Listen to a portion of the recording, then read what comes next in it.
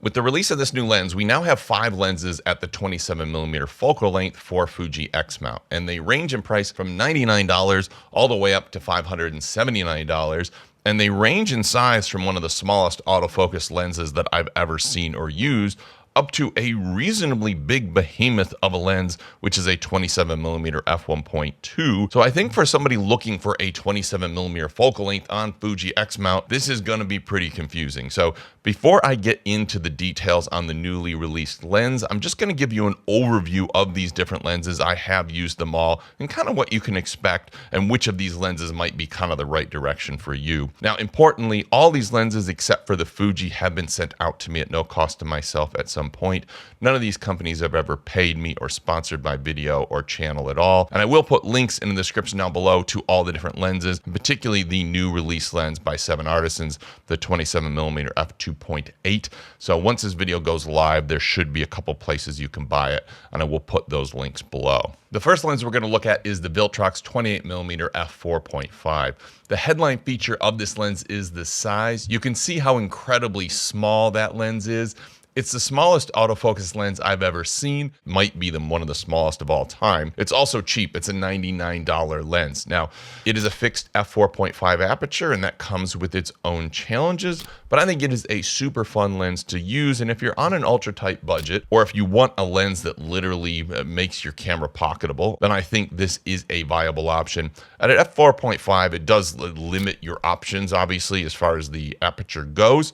So it's not going to be for everybody, but I think it's a fun lens, particularly when you have a restriction like that. It kind of makes you think more creatively about your images. The next one is the TT Artisan 27mm f2.8. This is around like $160 or something like that. Thing I like about this one is, first of all, it has an aperture ring, which is very, very cool. It's still a reasonably small lens. It comes with this tiny built-in lens hood that then the lens cap just goes on. It's an all-metal body. It is still a really, really nice lens. Optically, it exhibits reasonably heavy vignette. It also has a mix of somewhere a look between a vintage lens and a modern lens, and it can flare quite strongly at times, but it is a very affordable lens. And at one point, I think it was the cheapest autofocus lens that you could buy for mirrorless cameras. Still a cool lens and still one I would recommend. Next, we're going to look at the Fuji one on its own. Now, you can see the Fuji one's very small. It's actually not that much bigger than the pancake lens. Probably the big disadvantage of the Fuji lens is this is the older version of the lens. So it doesn't have the weather sealing gasket, and it also doesn't have the aperture ring.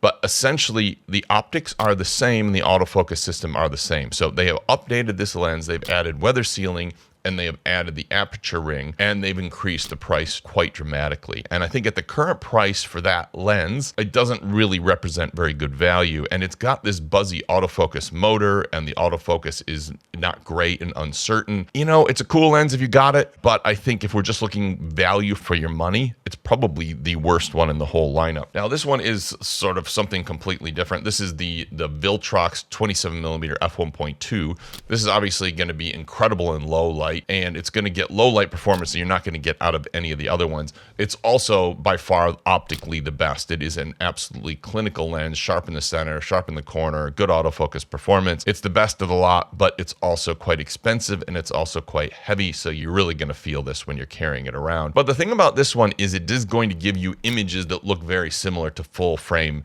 photos, because going to f1.2 is going to be somewhere around f1.8 on a full frame camera. So this is a type of lens that might eliminate your need to go to a full frame camera if you want shallow depth of field and low light performance.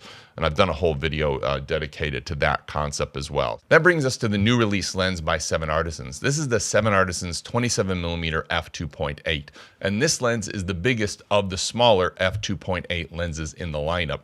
It's significantly bigger than the Fuji one, and it does not have an aperture ring. But this lens is one of the cheapest. In fact, the only one cheaper than this is the small Viltrox. And optically per dollar, I think it is the best in the lineup. So if I'm looking at how good your image quality is in a clinical sense per dollar, this is going to be the best lens. And importantly, I have tested the autofocus performance on my Fujifilm X-T1, as well as my Fujifilm X-T5, which is something people ask about. Does it work on the older cameras?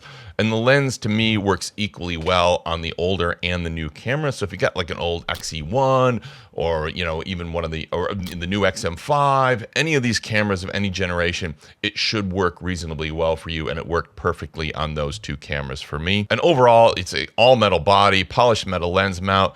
The build on this lens is absolutely excellent. It even has a USB-C port for updating the firmware. The build quality certainly feels well above the price point, and I think you'll be quite surprised when you take it out of the box, given what you pay for it. I just want to quickly touch on, like, why would you get a 27mm lens like this or any of these instead of the kit lens? Well, to start with, a 27mm at f2.8 is going to have a wider maximum aperture than your kit lens when you're shooting at 28mm. And in general, it is going to be a sharper lens overall. Although the Fuji zoom lenses are quite sharp, I still think this lens is going to be sharper. And when just looking at the focal length, 23mm is the common all-purpose focal length for APS-C sensor cameras. This is going to get you a 35mm full frame field of view equivalent. 28mm is the equivalent to 40mm.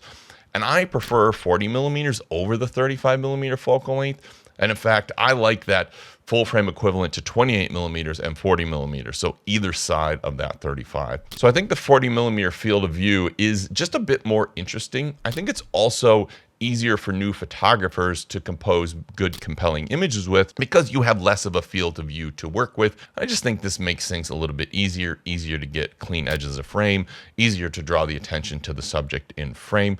So I think this is a great travel, do everything, particularly street photography lens. 40mm is one of my favorite lenses for street photography. Looking at the image quality, the lens does exhibit a very moderate amount of barrel distortion. It's nothing I would worry about, and all the photos that you've seen in this video have not been corrected at all. But it would be quite easy to correct in Lightroom if you want to, but it does have a very moderate amount of barrel distortion. One of the things it does have, which is an optical trait of this lens that you may like or not like, is it does have heavy vignette, particularly at f2.8. I am a big fan of vignette, and I've only realized how much a fan of vignette I am in recent times, particularly at the 40mm focal length or around there, because I'm kind of trying to draw the viewer's eye to what's closer or more in the middle of frame. And when I'm editing these photos, I often add vignette anyway. So heavy vignette is one of the optical traits of this lens that you really notice. And it does add a specific look to your images. Probably the most shocking thing that I found about this lens was the fact that it just doesn't have any chromatic aberration. I mean, it is crazy. And I would say maybe this is the most clinical chromatic aberration performance I've ever seen out of a sub $200 lens. You have literally zero color fringing. It's just incredible how clinical this thing is, and this incredibly high contrast image. So if you're somebody who worries about that purple fringing, yep, cheap lenses, you're not going to have to worry about it. This one, it is absolutely perfect. Now, when it comes to longitudinal chromatic aberration, and this is a change in color cast before and after the plane of focus, you do get a very minor amount, and in all real world situations, I really didn't notice it. I actually had to shoot some trees backlit to bring on a bit of fringing in the out of focus areas. And when I did that, I got a very minor amount of color fringing. But it's nothing, once again, that I would really worry about, and I really had to go looking for it to find it. Probably the weakest optical performance of this lens is the flare performance. And I would say it has a confusing flare performance because there were situations where I had light coming directly into the lens, and the lens actually held its color and contrast reasonably well. But then there were other times where I didn't even know where the light was coming from, and it seemed to wash out the image completely. So it was a bit of a funny one, particularly when you get like white skies or those like overcast days where the sky is acting like a giant softbox and the sun is shining into it from behind. I was getting these weird whited out images.